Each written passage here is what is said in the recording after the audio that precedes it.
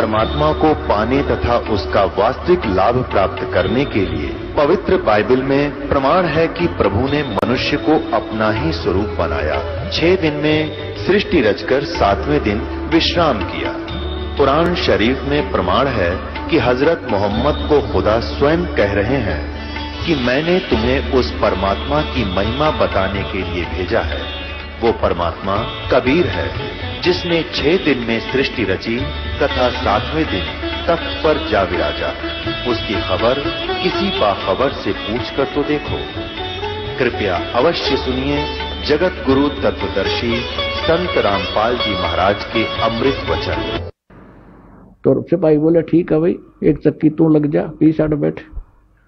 तो थोड़ी देर में क्या किया परमात्मा ने कि भाई देखो, एक काम करेंगे हम कैदी, चाहे तो हमसे चक्की पिसवा लो और चाहे इसमें कनक डलवा लो, एक काम तुम करोगे, काम करेंगे।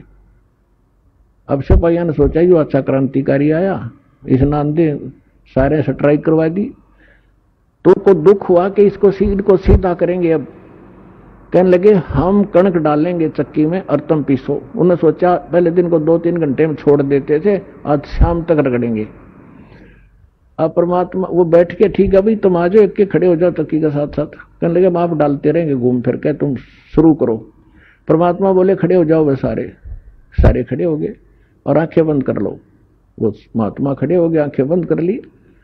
परमात्मा के हाथ में एक डंडी थी छोटी सी सोटी, उसने अपने हिस्से वाली चक्की के किले के हैंडल के ऐसे लगा दिया कि चलो स्टार्ट करो सारी। वो 360 चक्की बतावे अपने आप घूमने लाएगी ना, फुल स्पीड से, बिजली की भी ना चले इतनी तेज। और परमात्मा बोले ले औलदारो इसमें डालो आटा पीस लो, गेहूं डालो और पीस लो, हम चले। तो उन्होंने कहा कि आंखें बंद करो। उन्होंने सारा आंख बंद कर ली। परमात्मा ने कहा आंखें खोलो। राजा के उस स्थान से लगभग 1 किलोमीटर दूर जंगल में सारे खड़े पाए और कहने लगे भाग जाओ यहां से, इस नालायक के राज में फिर मत आ जाना। अब वो चक्की अपने आप चल रही है, सारे सैनिक वो कैदी बाज गए। अब सैनिका ने सोची तुम मर गए भाई, जो राजा तुमने गड़ेगा, न्यू क्या तुमने भगा दिए जानबूझ गए। भागे गए 1-2 के राजा से हो गया। अब परमात्मा ने वो चक्की चालू राखी कदे राजा ने दुखी करे, तुमने जान के निकाल दिए। तब राजा को पता चला, राजा देखने आया कि चक्की अपने आप चल रही है। जब चक्की बंद हुई, जब राजा ने देख ली, इतने दयालु है ये, किसी पर दुख नहीं आने देते कि सैनिकों ने तंग करेगा, नालायक आदमी अपने कर्म बिगाड़ेगा।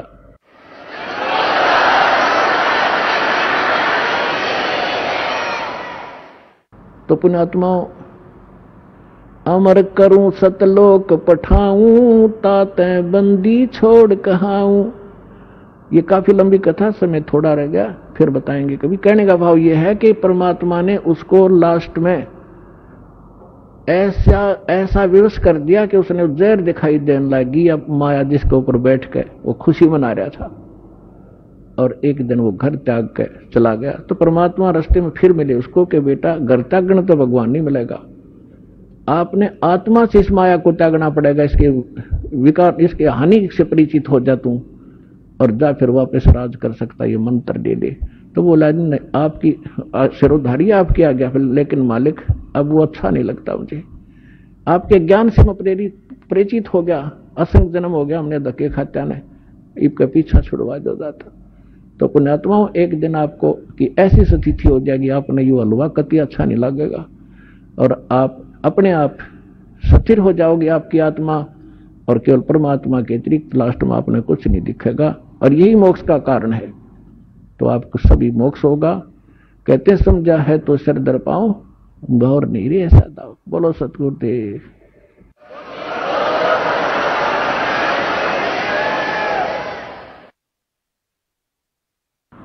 परम पिता परमात्मा पूर्ण ब्रह्म सर्व सृष्टि रचनहार कबीर परमेश्वर जी की असीम रजा से आप परमेश्वर की प्यारी आत्माएं सत्संग सुनने के लिए सतलोकाश्रम बरवाला जिला हिसार हरियाणा के अंदर उपस्थित हुए और सौभाग्य उन पुण्यात्माओं का जिनको किसी भी माध्यम से परमात्मा का ये यथार्थ ज्ञान सुनने को प्राप्त होता है, किसी डीवीडी सीडी के माध्यम से, किसी पुस्तक के माध्यम से। तो पुण्यात्माओं, जब तक हम सत्संग नहीं सुनते तब तक हमें यह पता ही नहीं होता कि हम जो कर रहे हैं इसका उद्देश्य क्या है। मनुष्य जीवन जो हमें प्राप्त हुआ इसका टारगेट क्या है। सत्संग प्राप्ति से पहले हम अपने जो भी दिनचर्या को पूर्वजों से देखते हुए कर रहे थे उसी को अंतिम मान रखा था, और जहां भी हम जाते थे किसी भी मित्र के पास, रिलेटिव नाती के पास या घर गांव अड़ोस पड़ोस में, तो सभी से हमें माया इकट्ठी करने की ट्रेनिंग मिलती थी, उसी की शिक्षा प्राप्त होती थी, जिस कारण से हमने माया ही इकट्ठी करना एक टारगेट बना लिया था, जीवन का उद्देश्य मान लिया था। जीवन के मूल उद्देश्य से हम वंचित थे। आत्मा के अंदर एक विशेष कसक उसी दिन से बनी हुई है जिस दिन से ये भगवान से बिछुड़ी थी, सतलोक से। तब तो हम गलती कराए अपनी बालक बुद्धि के कारण, अनजानपने में, क्योंकि वहां हमें सुख गना था, कोई दुख नहीं था। वहां दुख नाम की वस्तु नहीं थी। और यहां भी एक विशेष हमारे अंदर एक अवगुण है कि जब हम सुखी होते हैं परमात्मा से कोसों दूर होते हैं, और जब हम दुखी होते हैं तो परमात्मा को याद करते हैं। तो इस आत्मा को उसी दिन से, जिस दिन से भगवान के उस सर्वसंपन्न लोक को छोड़कर यहां काल के इस कंगाल लोक में आई है, उसी दिन से इसको अब आभास हो गया है, एहसास हो रहा है कि कोई और सुख सथल है और कोई ऐसी शक्ति है जो हमें यहां भी सुख दे सकती है। और एक मोक्ष शब्द भी हमने सुन रखा है सदग्रंथों से और इन काल के भेजे हुए दूत संतों से, और मोक्ष भी वो दे सकता है। तो जो हम अपने मनुष्य जीवन का उद्देश्य लेकर जी रहे थे सत्संग सुनने से पहले, उसके साथ साथ आत्मा भी अपना काम अवश्य कर रही थी, वो रुक नहीं रही थी। कोई ना कोई भक्ति साधना वो कर रही थी परमात्मा के लिए।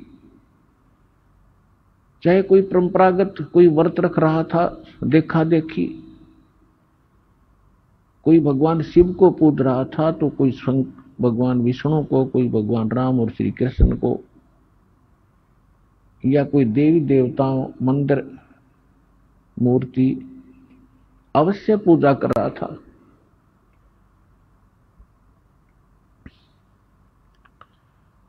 जब हमें सतगुरु मिले तब ये ज्ञान हुआ कि मनुष्य जीवन किस लिए प्राप्त हुआ था। तो परमात्मा ये यथार्थ ज्ञान जो सत्संग कहते हैं, ये परमात्मा ही आकर बताता है। और परमात्मा के द्वारा दिए गए ज्ञान को सभी सदग्रंथों में कहा है कि वो ज्ञान वास्तविक है, और उसको सूक्ष्म वेदवत कहते हैं। श्रीमद् भगवत गीता अध्याय नंबर 4 के श्लोक नंबर 25 से लेकर 32 तक गीता ज्ञान दाता कहता है कि कोई साधक तो देवताओं की पूजा करता है, कोई स्वाध्याय ही करता रहता है, कोई योग अभ्यास हठ योग आदि करके अपनी संतुष्टि कर लेता है और ये समझ रहा होता है कि मैं जो साधना कर रहा हूं ये पाप नाशक है। पाप नाशक मीन मोक्षदायक, पाप कटेंगे तो मोक्ष होगा। फिर तुरंत बताया है चौथे अध्याय के 32वें श्लोक में कि वास्तविक यथार्थ ज्ञान विस्तार के साथ सच्चिदानंद घन ब्रह्म की वाणी में कहा गया है। इन यज्ञों की वास्तविक जानकारी, यज्ञ माने धार्मिक अनुष्ठानों की वास्तविक जानकारी यथार्थ विस्तार के साथ ब्रह्मणे मुखे यानी सच्चिदानंद घन ब्रह्म ने, पूर्ण परमात्मा ने, सत्य पुरुष ने, परम अक्षर ब्रह्म ने अपने मुख कमल से बोलकर जो ज्ञान दिया है वो वास्तविक ज्ञान है। उसको तत्व ज्ञान, उसको सूक्ष्म वेद कहते हैं। और उस ज्ञान के समझने के बाद फिर सभी कर्मों से मुक्त हो जाएगा। चौथे अध्याय के 34वें श्लोक में कहा कि उस तत्व ज्ञान को जो भगवान आकर स्वयं बताता है, तत्वदर्शी संतों के पास जाकर समझ, वो तत्वदर्शी संत तुझे उस तत्व ज्ञान का उपदेश करेंगे। फिर जैसे वो बताएं ऐसे करना।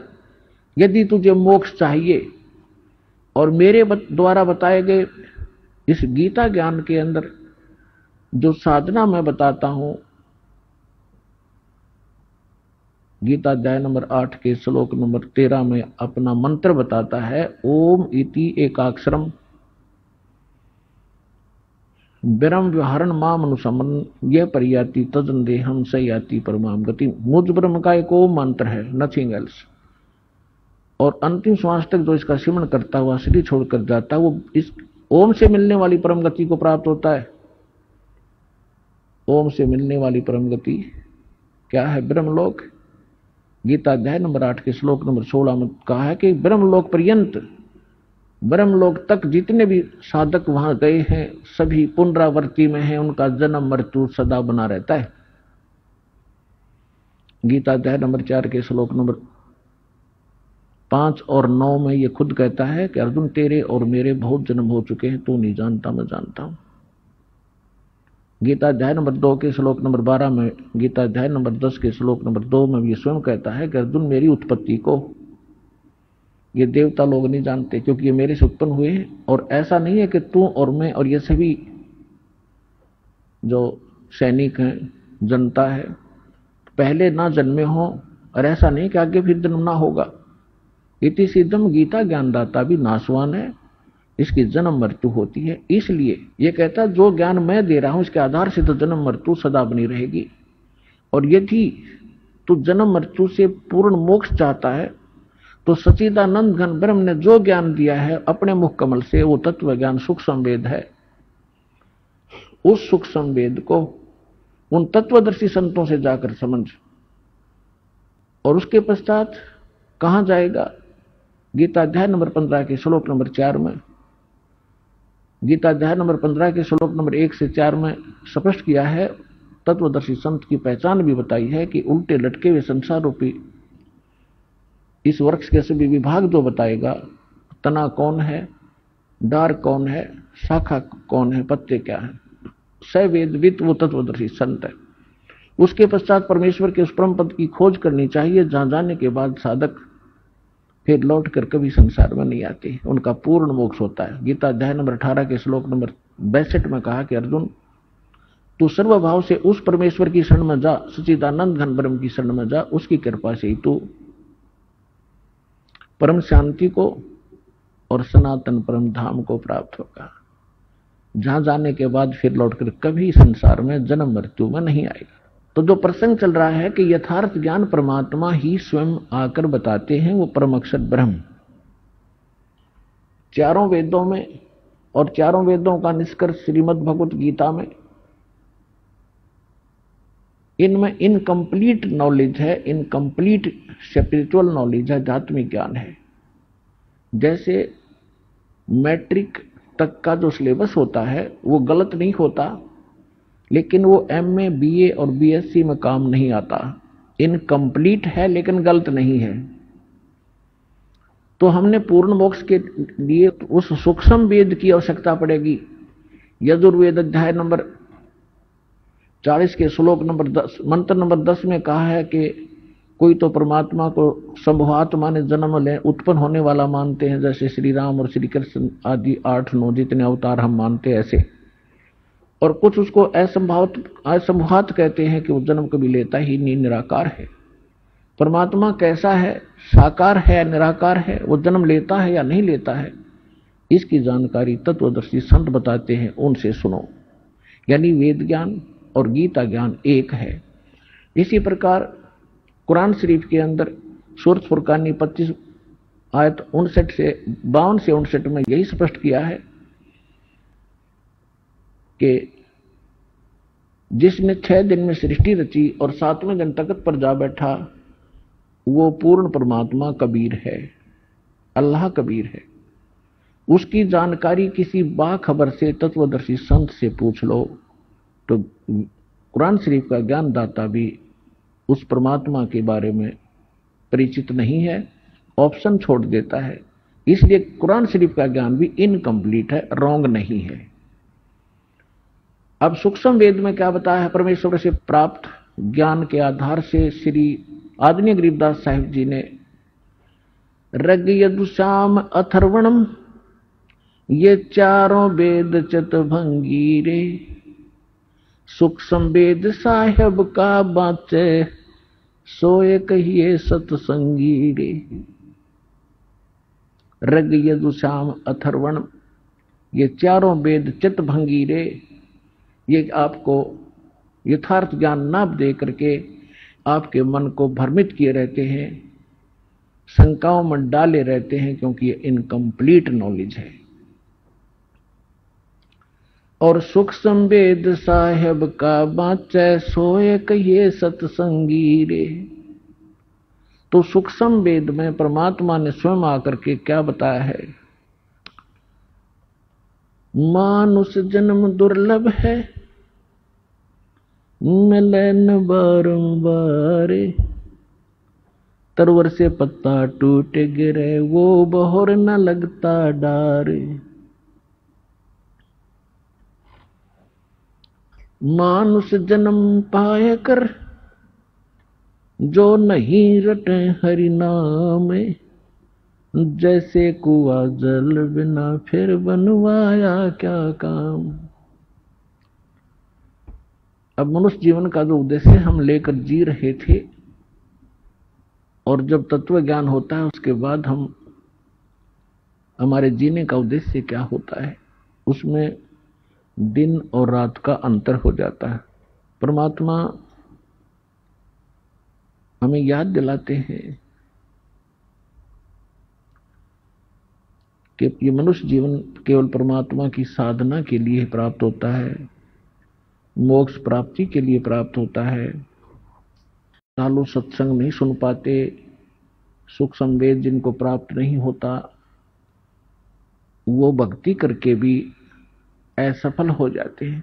अपने आत्मा इस विश्व के अंदर कहीं सत्संग नहीं है, इस सतलोक नंबर वाला को छोड़कर। अब जो श्रद्धालु प्रथम बार सुनते हैं इस बात को, इस वचन को, उनको थोड़ा खटकता है, बेशक से कड़वा लगे, इस ज्ञान को गहराई से समझोगे, फिर आपको यही दास की बातें जो आज कड़वी लगी हैं एक दिन मीठी होंगी। सत्संग वही होता है जो सदग्रंथों के अनुकूल हो, सदग्रंथों में छुपे गूढ़ रहस्यों को आधार मानकर ज्ञान दिया जाए, और सूक्ष्म वेद जिसका आधार हो। तो दास के पास वो सूक्ष्म वेद उपलब्ध है। सूक्ष्म वेद कबीर वाणी कहलाती है, कबीर सागर कहलाता है, कबीर बीजक, कबीर जी की साखी, कबीर शब्दावली, कबीर जी के दोहे शब्द, ये सभी मिलाकर के सूक्ष्म वेद है, सवसम वेद है। ये तत्व ज्ञान है। लेकिन तत्व ज्ञान को समझना भी कोई बालकों का खेल नहीं है। जिस पर कृपा परमात्मा की होती है वही इसको समझ पाता है। इस दास के ऊपर उस कबीर भगवान की, कबीर परमेश्वर की एक विशेष रजा हुई है कि दास को वो दिव्य दृष्टि दे दी जिससे दास ने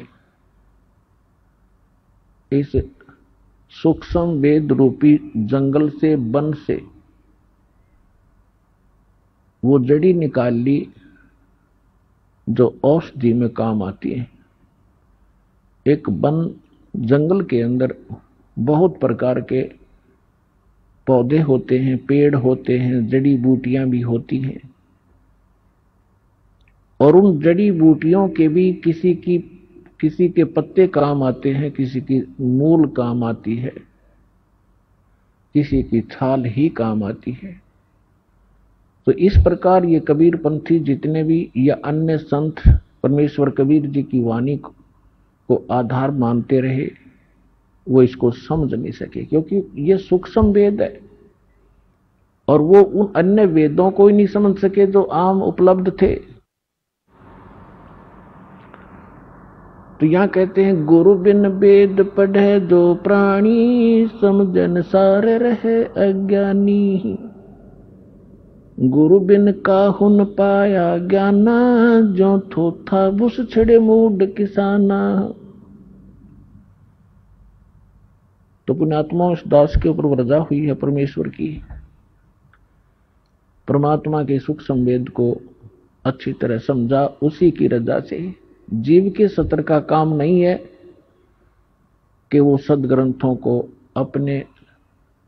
अपने लेवल से, अपने सत्र से समझ सके।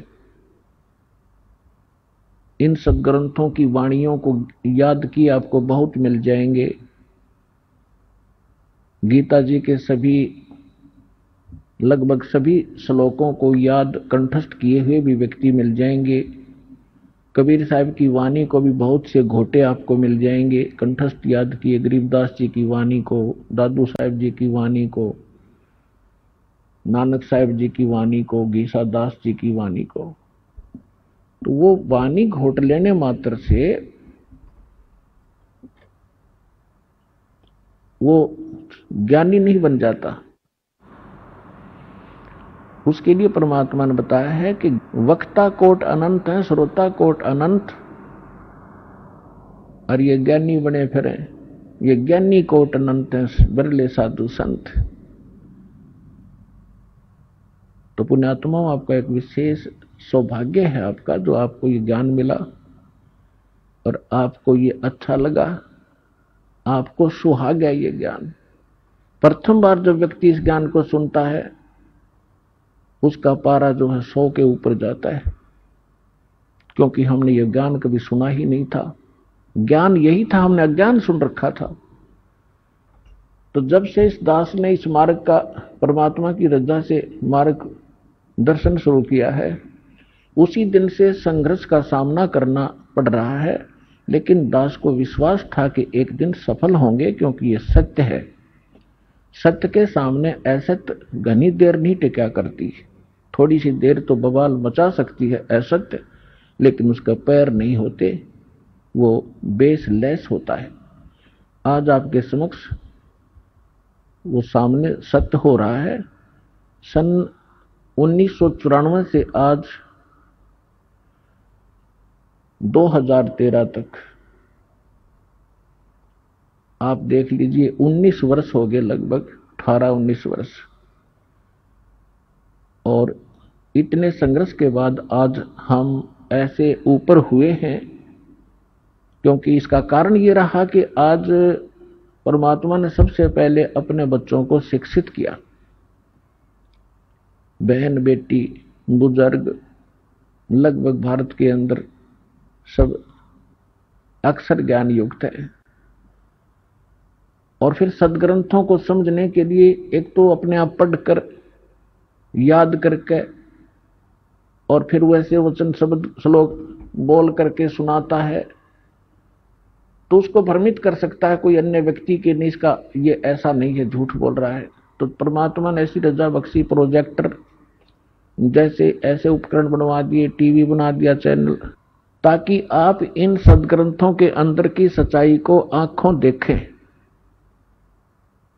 और यही हमें परिणाम मिला है अच्छा परिणाम मिला है कि आप जी अब दृढ़ हो गए, आपको कोई डगमग नहीं कर सकता चाहे कितनी बात बना ले।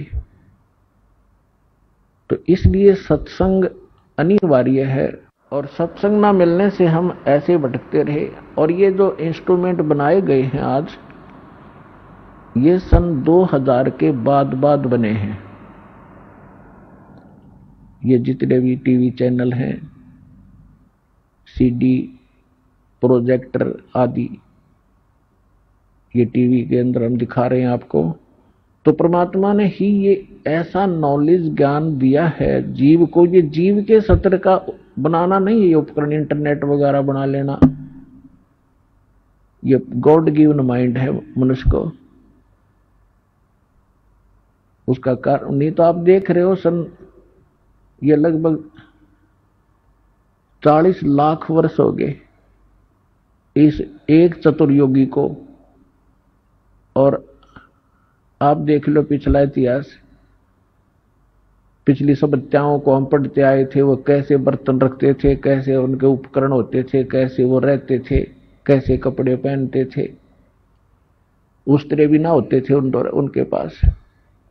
तो कारण ये है कि इस विज्ञान को पाकर हम भूल तो गए कि बड़ी बड़ी तरक्की कर ली विज्ञान ने, ये तो अपने नाश का कारण बना लिया, क्योंकि इसमें थोड़ी सी चतुरता आ गई हमारे अंदर विद्या प्राप्त करके। और चतुरता हमें भगवान से दूर करती है, अभिमान पैदा करती है। छोटी बड़ी पोस्ट बनाकर हम अभिमानी बन गए, और भगवान के मार्ग में अभिमान सबसे बड़ा दुश्मन है, शत्रु है। परमात्मा को मालूम था कि एक बार इसमें अवगुण तो उपजेंगे इस शिक्षा से, लेकिन मेरे ज्ञान से वो अवगुण सब नाश हो जाएंगे, और अपने बच्चों को फिर से मैं पुनर्सेट कर लूंगा इस ज्ञान के आधार से। इसलिए सबसे पहले आपको शिक्षा दी। अब 50-40 वर्ष से 30 वर्ष 40 वर्ष से पहले दास को खूब पता है कितने शिक्षित थे भारत में, कोई शिक्षा की तरफ ध्यान ही नहीं देता था। अब परमात्मा ने प्रेरणा की, भले ही इन्होंने उद्देश्य रोजी रोटी रोजगार ही और माया जोड़ना ही उद्देश्य रखा है, लेकिन पढ़े जरूर। और उस पढ़ने का, उस पढ़ाई का अब आपको लाभ मिल रहा है, ये याद रखना। और कुछ दिन में आपकी ये कंसेप्ट कति क्लियर हो जाएगा जब आप इस बात से परिचित होंगे। परमात्मा के इस मिशन से परिचित होने के उपरांत इस शिक्षा का कार्य केवल रोजी रोटी नहीं है, हमने उद्देश्य रोजी रोटी बनाकर ये ग्रहण की, जैसे भी की परमात्मा की दया ही हुई है। अब इसका सदुपयोग होगा परमात्मा पाने के लिए, मोक्ष कराने के लिए। तो परमात्मा ने आके बताया है कि आप इस लोक में किस लिए जी रहे हो, किस लिए रह रहे हो। क्या बताते हैं भगवान? यदि आप कोठी, बंगले और बैंक बैलेंस बनाने के लिए ही जी रहे हो तो ये भी आपकी भारी भूल है। उसके लिए क्या उदाहरण देते हैं? सर्व सोने की लंका थी, वो रावण से रणधीरे, एक पलक में राज बिराजियो, जम के पड़े जंजीर, मन तू सुख के सागर बस रे, बाई और न ऐसा यस रे।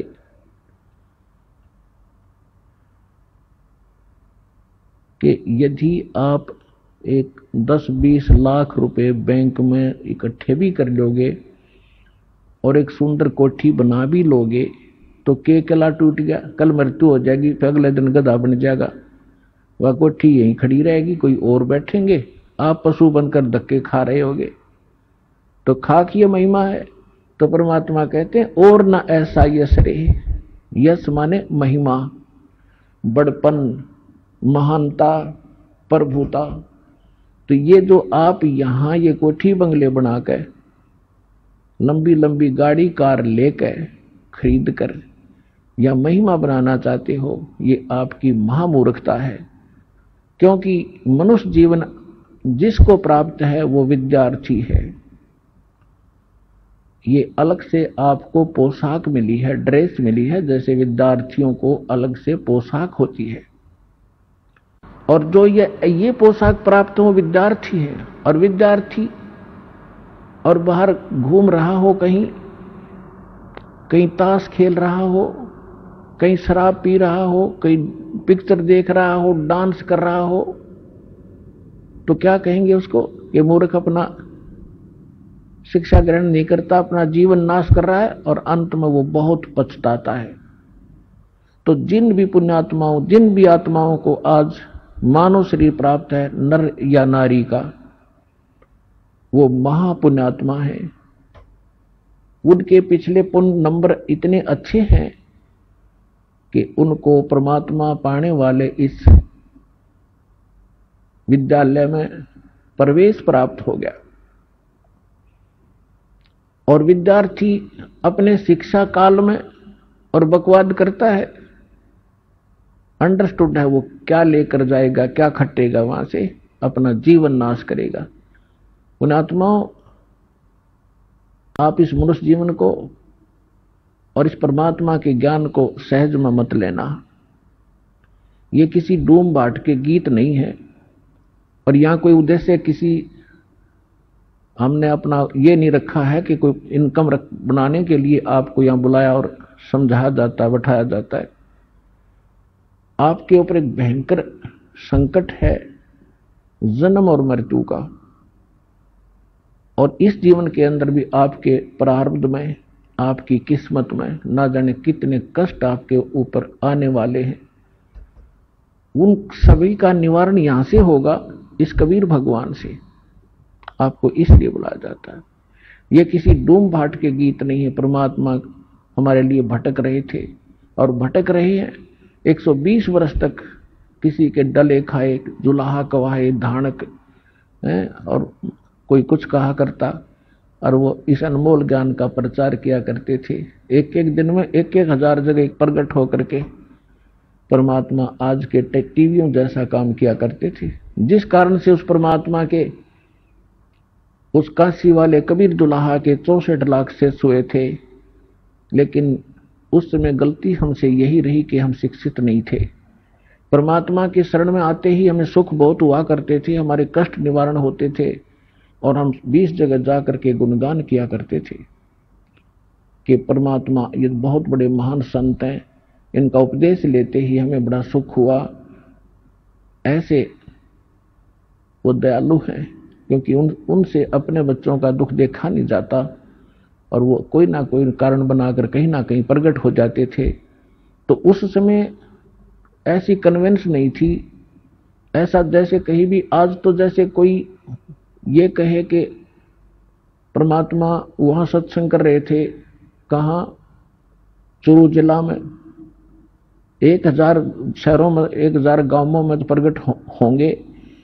तो उसी समय मोबाइल पे फोन कर दे कि यहाँ भी सत्संग हो रहा है, वहां भी सत्संग हो रहा है, वहां खड़े थे गुरुजी, वहां खड़े थे। तो एक जादूगर बनाने लग जाएंगे आज के लोग, जादूगर कहने लग जाएंगे, मानना तो दूर रहा। तो इसलिए परमात्मा ने टेलीविजन बनाए, ताकि एक जगह मेरा दास मेरी महिमा गावेगा और करोड़ों जगह जाकर के वो ज्ञान सुनावेगा। इन टीवियों के माध्यम से सबको पता लग जाएगा। तो उस समय परमात्मा आए थे, हमारे लिए भटक रहे थे, हम दुखी थे, हमें सुखी किया। प्रथम मंत्र देकर हमें इतना धनी बना दिया कि अभी तक आप मनुष्य जीवन प्राप्त करते हुए आ रहे हो, सन 1398 से आज तक। और मनुष्य का जीवन 2 प्रकार से प्राप्त होता है। एक तो टर्न वाइज होता है, जो 84 लाख योनियों का दुख भोग कर उसको एक मनुष्य जीवन तो मिलता ही मिलता है। और दूसरी प्रकार का ये होता है, जैसा कि पिछले जन्मांतरों के शुभ संस्कारों से लगातार 10, 20, 50 जन्म भी मनुष्य के हो जाते हैं। और यदि उन मनुष्य जीवन में कोई संत और सतगुरु नहीं मिले, तो फिर वो प्राणी 84 लाख योनियों के उस कष्ट में चला जाता है, उस चक्कर में गिर जाता है। तो आपके ऊपर 600 वर्ष पहले परमात्मा मेहर कर गए थे। आप वही आत्माएं हैं। देखो कौन कहां से आ रहा है। हरियाणा हमारे सबसे निकट है, इसके अंदर हम रह रहे हैं। यहाँ के लोग कितने आ रहे हैं और बाहर से कितने बच्चे आ रहे हैं परमात्मा के। तो जहां जहां भी वो पुण्यात्मा जो 64 लाख सन 1398 से सन 1518 तक परमात्मा के संपर्क में आए, उनको आशीर्वाद प्राप्त हुआ, तो वो बैटरी चार्ज कर गए आपकी। तो वही बैटरी चार्ज आज तक काम कर रही है कि आपके अंदर परमात्मा की तड़प भी है। आप रह नहीं सकते भगवान के बिना। कोई कुछ साधना कर रहा था, कोई किसी संत के फंसा हुआ था, कोई कहीं गया हुआ था, तो वही बच्चे जो जहां जहां भी जन्मे वो तो पहले आएंगे ही आएंगे। 64 लाख तो आने ही आने हैं। उसके बाद अब परमात्मा का आदेश है, वचन है कि जितने भी जीव हैं और जिनको मानव शरीर प्राप्त होता रहेगा वो इस तत्व ज्ञान से और सत नाम से परिचित होकर के, ज्ञान प्राप्त करके, नाम लेकर के वो सभी मुक्त होंगे। अब वो फिक्स समय जो था वो आया हुआ है।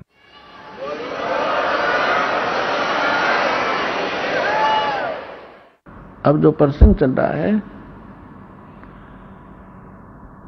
कि आप विद्यार्थी हैं सभी, और विद्यार्थी भी कई दो सत्र के होते हैं। एक तो थोड़े से ज्ञान में टीचर की बात को समझकर बहुत अच्छी तरह अपना कार्य प्रारंभ कर देते हैं। कुछ विद्यार्थी ऐसे होते हैं जिसको कुछ अधिक मेहनत की आवश्यकता होती है।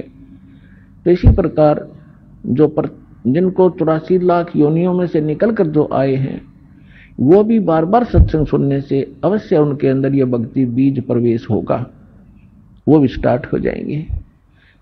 तो पुण्यात्माओं,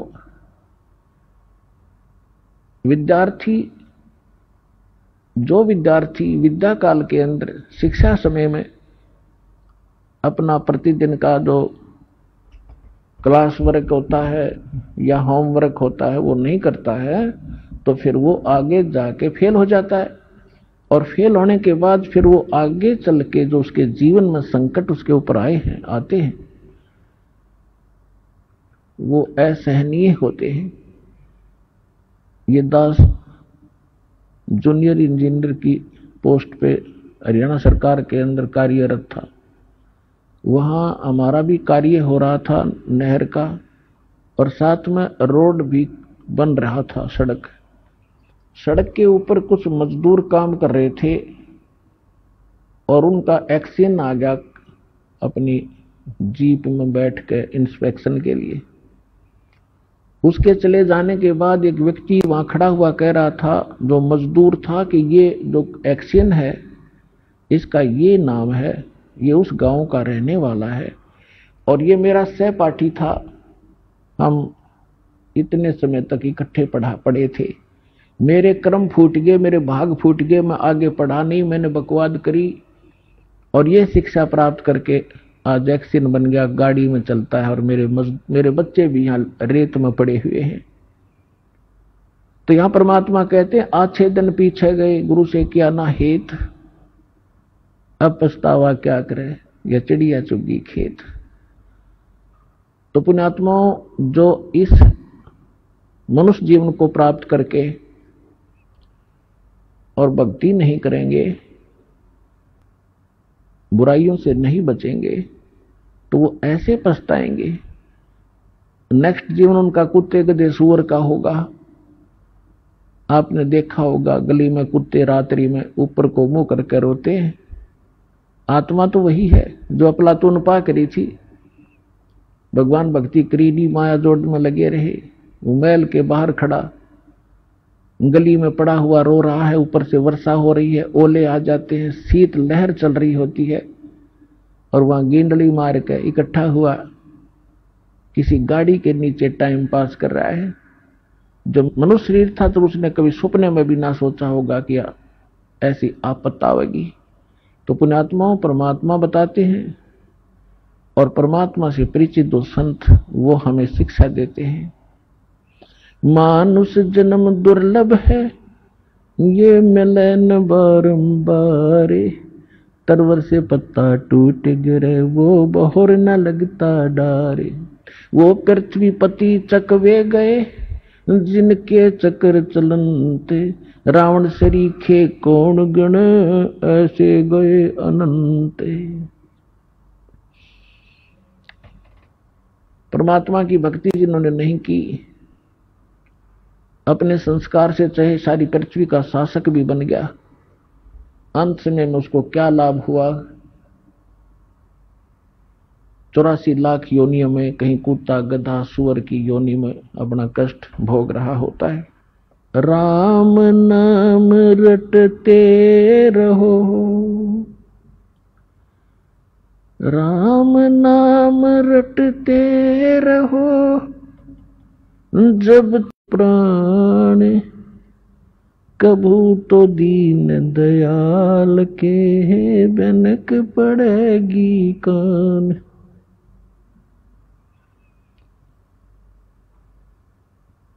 राम रटत कन्या भली, साकट भलो न पूत, छेरी के गल में गलथना, जिसमें दूध न मूत। राम रटत दारिद्र भलो, टूटी घर की छान, वो सुंदर महल किस काम के, जहाँ भक्ति नहीं भगवान।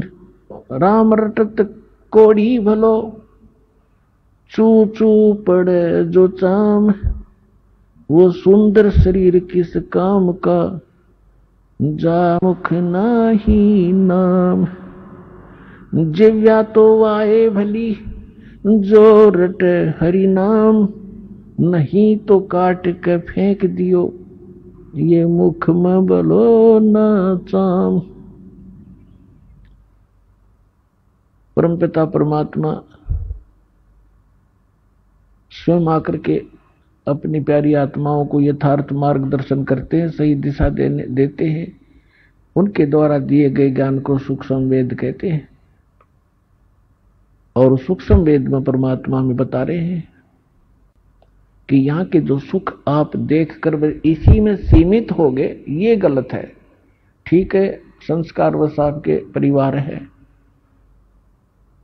आप परिवार पोषण के लिए भी कार्य करते रहो, लेकिन भगवान के इस नाम को, इस भक्ति को, इसको साथ रखो। ये आपके इस संस्कारों को सुलझाने में आपको बहुत मदद करेगी। जैसे पहले हाथ से आटा पीसते थे, हाथ से पशुओं का चारा काटते थे, हाथ से पंखा करते रहते थे हवा प्राप्त करने के लिए, और भी बहुत से साधन जो, तो अब वो होते हैं जो उसका कनेक्शन ले लेते हैं बिजली से। अब वो कितने आसान हो गए, 1 घंटे में मनमाना 2 टोकरे सानी नहीं, वो चारा नहीं कटे आदमी पर, जो बढ़िया मशीन आ गई थी वो हाथ से चलाने वाली, और 1 घंटे में ढेर लगा दे, बिजली का कनेक्शन मिल जाए, पावर से वो काम कट कट कट कट ढेर लगा देता है। इसी प्रकार हाथ से पीसने से 2 घंटे में 2 किलो आटा नहीं पूरा होता था, और 2 घंटे में भर दे 2 बोरी, आज चाकी पावर से चलने वाली। तो कहने का भाव यह है कि आप जी जो कार्य कर रहे थे वो आपका केवल संस्कार मिल रहा था आपको। अब परमात्मा की पावर आपके साथ होगी तो फिर पावर से काम हो कितने आसान हो जाएंगे। तो हमें ये साथ रखना था, लेकिन हमने साथ रखा, लेकिन वो कनेक्शन ठीक नहीं था, वो पावर पूरी नहीं थी जो हमारे काम कर सके थी। जैसे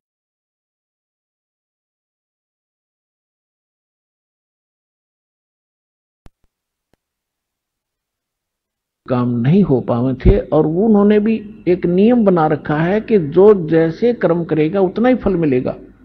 किसी के प्रारब्ध में कोई भी दुख है तो वो देवता, यहां तक कि ब्रह्म तक, और जो परब्रह्म जिस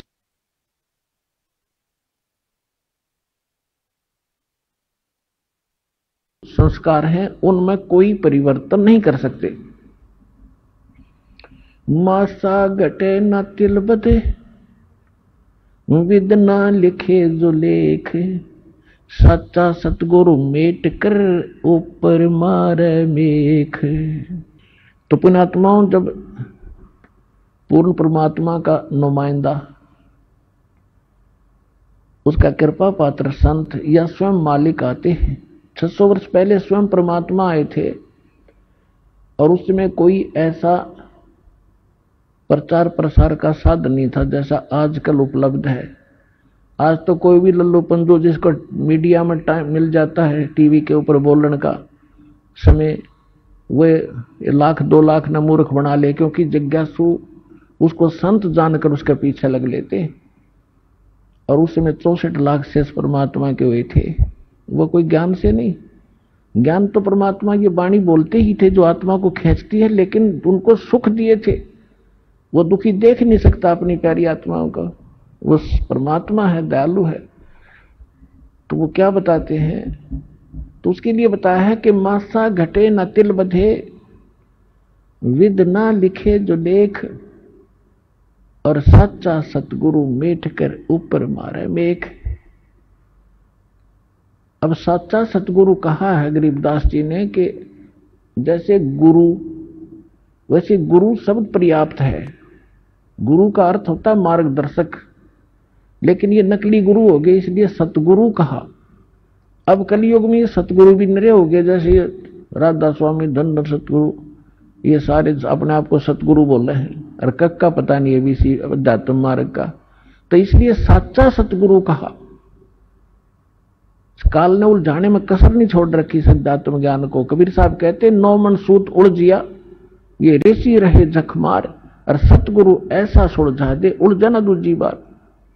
तो वैसा सुलझा दिया पुण्यात्माओं। इस कलयुग में यो अध्यात्म ज्ञान नहीं उलझेगा, चाहे कोई सर पटक लियो, भक्ति करियो चाहे ना करियो, वो अलग बात है।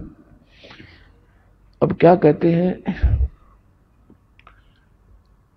कि मासा घटे न तिल बधे, किसी भी साधना से आपके प्रारब्ध के अंदर, आपकी किस्मत में जो लिखे हुए आपके संस्कार हैं, जो आपके ऊपर कष्ट आने हैं, मृत्यु होनी है, वो बदल नहीं सकते।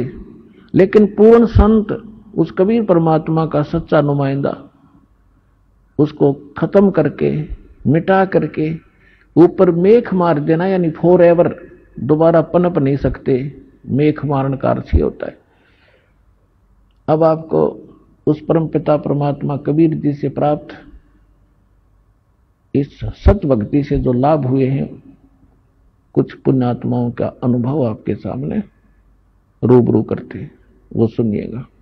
आइए अब हम उन श्रद्धालुओं के अनुभव जानते हैं जो जगत गुरु तत्वदर्शी संत रामपाल जी महाराज जी से दीक्षा प्राप्त कर चुके हैं तथा उनके द्वारा बताए गए भक्ति मार्ग पर चल रहे हैं। नमस्कार सर। सत साहिब। सर क्या नाम है आपका? विजेंद्र दास। विजेंद्र जी, आप कहाँ के रहने वाले हैं? गांव पिनाना, जिला सोनीपत, हरियाणा का रहने वाला हूँ। सर संत रामपाल जी महाराज से नाम दीक्षा आपने कब ली? 6/6/2006 को ली थी। सर संत रामपाल जी महाराज से नाम दीक्षा लेने से पहले क्या आप कोई भक्ति साधना भी करते थे? हाँ, मैं परमात्माओं के बारे में घूमता रहता था कि कहीं पूर्ण परमात्मा मिल जाए, और मैं साईं बाबा का भगत था और ये सोचता था कि कभी शिरडी में जाऊंगा। और साईं बाबा ने एक ही बात कही थी कि सबका मालिक एक, लेकिन मुझे नहीं मालूम था कि वो सबका मालिक एक है कौन। सर आपने बताया कि आपको साईं बाबा की एक बात पसंद आई कि सबका मालिक एक, तो क्या आपको सबका मालिक एक मिला? हाँ, अब मिल गया, सबका मालिक एक मिल गया। सर आप संत रामपाल जी महाराज की शरण में कैसे आए? ये भी एक वाकया है, वो मैं थोड़ा सिलसिलेवार बताऊंगा। सन 1996 से लेकर 2006 तक अपना बढ़िया काम चल रहा, स्कूल चल रहा था, 10वीं कक्षा तक का, अच्छे बच्चे थे। 2006 में जब मेरे ऊपर विपदा आई, मेरी माताजी बीमार थी, हृदय रोगी, और वो रोहतक मेडिकल में मेरा छोटा भाई लेकर चला गया उसको, और वो मेडिकल में दाखिल करवा दी रोहतक मेडिकल में, और पैसे भूल गया मेरा भाई। पैसे लेने वापिस आया घर पर, तो रास्ते में जाते समय उसका एक्सीडेंट हो गया और ऑन द स्पॉट वो मर गया जी। वो मरने के बाद ठीक 13 दिन बाद, जिस प्रकार ग्रामीण करते हैं, 13वीं वाले दिन मेरी माँ भी चल बसी, और मेरी माँ चल बसी, और स्कूल के बच्चे भी तितर बितर हो गए, और एक नौकरी के पैसे ले रहा था जो कि बहुत ज़्यादा थे। मेरे पिताजी ने अपने भी दिलवाए थे और दूसरों के भी दिलवाए थे, लगभग 60-70 लाख रुपए थे, और वो भी लेकर चंपत हो गया जी। और इसी दौरान मुझे कुछ सूझ नहीं रहा था कि मैं क्या करूं, और दिमाग ने काम करना बंद कर दिया और दोनों गुर्दों ने भी काम करना बंद कर दिया। तो जी मैं भी बीमार रहने लगा। और तो भगतमती ने एक दिन कहा कि तुम्हारा छोटा भाई भी चला गया और मम्मी भी चली गई, अब तुम भी मतलब बीमार है, उसी डॉक्टर के पास जाओ जिसके पास माँ दाखिल थी। तो मैं उसके पास गया। डॉक्टर ने अपने साले के साथ, डॉक्टर ने मुझे चेकअप किया। चेकअप करने के बाद डॉक्टर ने कहा अपने पिताजी को लाओ बुलाकर। लेकिन मैंने कहा कि जी मेरी माँ भी मर गई, मेरा भाई भी मर गया, आप हमें ही बता दो क्या बीमारी है। तो उन्होंने कहा कि तुम्हारे दोनों गुर्दे खत्म हो चुके हैं और हम तुम्हारे ऑपरेशन भी नहीं कर सकते, क्योंकि तुम अत्यधिक कमजोरी के कारण बीच में मर सकते हो, इसी कारण हम तुम्हारे गुर्दे नहीं बदल सकते। और डॉक्टर ने 6 महीने का समय दे दिया। 6 महीने का समय दे दिया। मैं घर पर वापिस आया। मैंने अपने जो मेरे साथ गया हुआ था मेरा साला, उससे भी कह दिया कि किसी से जिक्र मत करना, क्योंकि घर की औरतों का यही वो होता है, वो खामखाई सोच मानेगी। तो मैंने किसी से जिक्र नहीं किया। इसी दौरान मैं रोज मरता रहा। पूरे 2.5 महीने निकल गए। 2.5 महीने निकल गए। इसी दौरान मुझे एक मेरे पिनाना गांव में एक ही भगत थे, संत रामपाल जी महाराज से, वे करोथा से जुड़े हुए थे।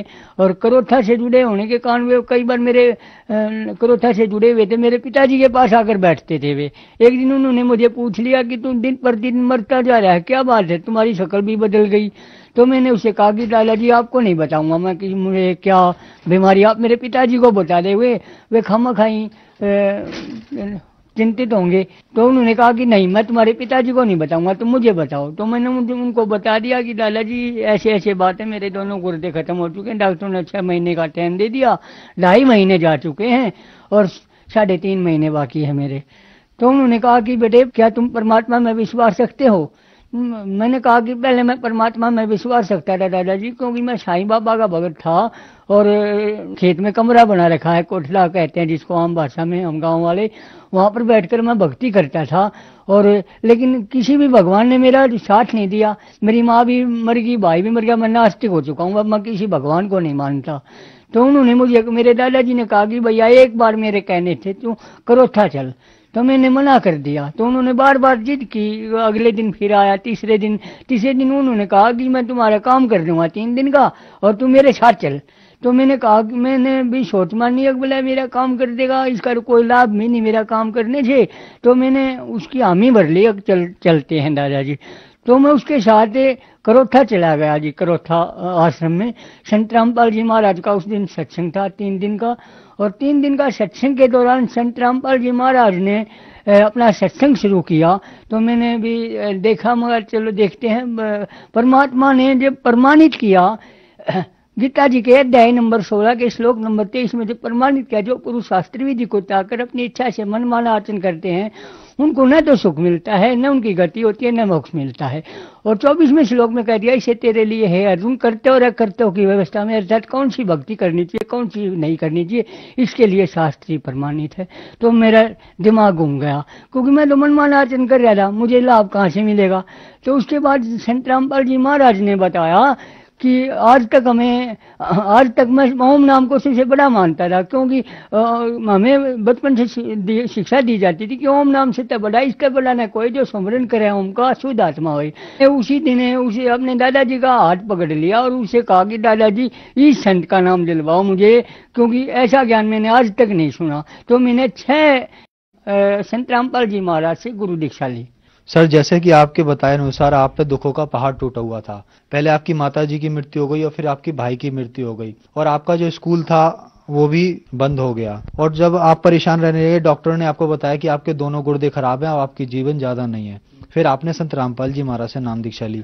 तो क्या संत रामपाल जी महाराज से नाम दीक्षा लेने के बाद आपकी परेशानियां ठीक हुई? तो संत रामपाल जी महाराज के से नाम दीक्षा लेने के पश्चात मुझे थोड़ा थोड़ा आराम महसूस हुआ और 1 हफ्ते में आराम लगने लगा। उसके बाद मैं घरवाली बोली कि तू एक बार दोबारा चेक करवा करा। तो मैं डॉक्टर के पास गया, उसी डॉक्टर के पास। उस डॉक्टर ने मेरा चेकअप किया और कहा कि तुम्हारे दोनों गुर्दे अब बिल्कुल सही हैं, तुमने कहाँ से दवाई ली। तो मैंने उनको बताया कि संत रामपाल जी महाराज से मैंने नाम दीक्षा ली। तो डॉक्टर तो नहीं मानते इस चीज़ को। तो मेरे दोनों गुर्दे ठीक होने के बाद मैं भी अचंभित रह गया और मैंने एक ही बात वो करी कि परमात्मा ने शास्त्रीय विधि अनुसार मुझे भक्ति दी और उससे मुझे बहुत सारे लाभ हुए। मेरे गुर्दे बिल्कुल ठीक हैं। 2006 से लेकर अब तक बिल्कुल ठीक है मेरे गुरुदेव। उसके बाद मैं भगतमती को कहने लगा कि परमात्मा आए हुए हैं, चलो तुम भी चलो। तो भगतमती कुछ दिनों तक नहीं मानी, फिर भगतमती भी आ गई, पूरा परिवार आ गया। उसके बाद मेरे पिताजी थोड़े एंटी हो गए मेरे से, क्योंकि वे कहने लगे कि तुम कहाँ जाने लगा, ऐसी जगह नहीं जाते, क्योंकि उसी समय करोथा की लीला कर दी थी परमात्मा ने। तो वे कहने लगे इसका तो ठीक है, मेरा छोटा बेटा जी जाता है, तू मर जानता उसकी जगह, वो भी ठीक था, तू कहाँ जाने लगा, और जब तू मरेगा तो 5.25 का प्रसाद बांटूंगा, यहाँ तक भी कहने लगे। तो ये सिलसिला 2 साल तक चला। और उसके बाद संत रामपाल जी महाराज अपनी करोथा की लीला पूरी करके बाहर आए, और उसके बाद मेरे पिताजी बीमार पड़ गए जी। एक दिन बीमार पड़ने के बाद वे पूरे 15 दिन तक रोहतक मेडिकल में रहे। रोहतक मेडिकल में रहने के बाद उनको कोई आराम महसूस नहीं हुआ, और ऑपरेशन बोल दिया। ऑपरेशन के दौरान डॉक्टरों ने कहा कि यहाँ पर मशीन नहीं है, तुम्हें बाहर से ऑपरेशन करवाना पड़ेगा, 4.5 लाख रुपए तक का खर्चा आएगा। तो फिर मैंने कहा पिताजी से कि पिताजी आपका ऑपरेशन करवाएंगे। और 2 बेड थे सर जी, एक बेड इस साइड में, एक बेड इस साइड में। एक पर मेरे पिताजी लेते थे, एक पर मेरे पिताजी से भी कम बीमारी का मरीज लेता हुआ था। रात को वो मर गया जी। रात को वो मर गया तो मेरे पिताजी सुबह उठे और आंखों में पानी आ गया उसके, और कहने लगे भाई विजेंद्र अब मैं बचूंगा नहीं, तुम मैं तुम्हें बता दूं किसका लेना देना है। लेकिन मैंने कहा कि पिताजी आपका ऑपरेशन करवाएंगे, भगवान ने सांस दे रखे तो हम थोड़ा मतलब आपका इलाज हम पूरा करवाएंगे। तो मैं चाय लेने के लिए नीचे आ गया सर जी। जब मैं ऊपर गया तो मेरे पिताजी ने एक ही बात कही थी कि बेटे विजेंद्र एक काम नहीं कर देता हूँ। मैं क्या पिताजी? तो उन्होंने कहा कि तू अपने बाबा के पास ले चल मुझे। तो परमात्मा ने बड़ी लीला की और घर पर ले आया मैं उसको, वहां से छुट्टी दिलवा कर। और अगले ही दिन बरवाला में सत्संग था 3 दिन का, संत रामपाल जी महाराज के पास ले गया और सत्संग के दौरान पूरा सत्संग सुना 2 दिन। और तीसरे दिन उन्होंने नाम दीक्षा ली और धीरे धीरे उसको आराम लगना शुरू हुआ। और मैंने फिर डॉक्टर से चेकअप करवाया तो वे भी स्वस्थ हो गए और आज तक स्वस्थ हैं। मेरे पिताजी शराब बहुत पीते थे, क्योंकि हफ्ते में 2 दिन तक तो दीवारों का सहारा लेकर घर पर आते थे, क्योंकि कईयों ने शिकायत भी की कि अपने पिताजी को संभालो, ज्यादा पीते हैं। और ओक्का तो यहाँ तक पीते थे कि खेत में जावन थे ना, जब ओक्ती भर कर ले जाया करते ताकि बीच में नशा न टूट जाए। उसका नशा बिल्कुल छटवा दिया जी। और अब ये ओके की तरफ अदर ओके का धुआं भी उसको मतलब आनी करता है जी। अब परमात्मा ने धीरे धीरे दोबारा लाइन पर गाड़ी चढ़ा दी और अब दाल रोटी ठीक चल रही है इस दास की, और परमात्मा की रजा हो रही है। और लाभ मीना मेरे घर में लड़ाई झगड़ा भी रहता था, लेकिन वो परमात्मा की रजा से वो भी बिल्कुल ठीक हो गया। भूत प्रेतों की समस्या थी, मेरी माताजी और मेरे जो छोटे भाई थे वे भूत प्रेतों के कहानी चले गई। और भूत प्रेतों की समस्या से मुझे निजात संत रामपाल जी महाराज ने दिलवाई। अब कोई समस्या नहीं है।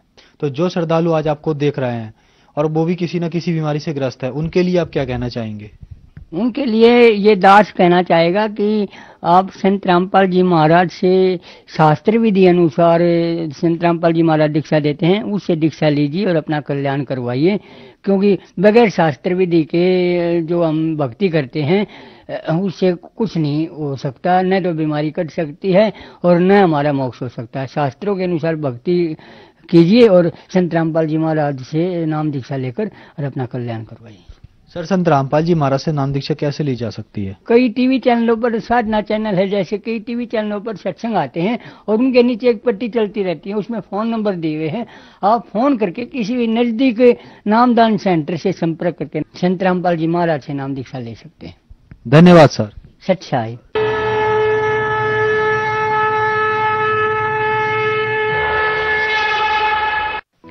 आप सुन रहे थे जगत गुरु तत्वदर्शी संत रामपाल जी महाराज के मंगल प्रवचन।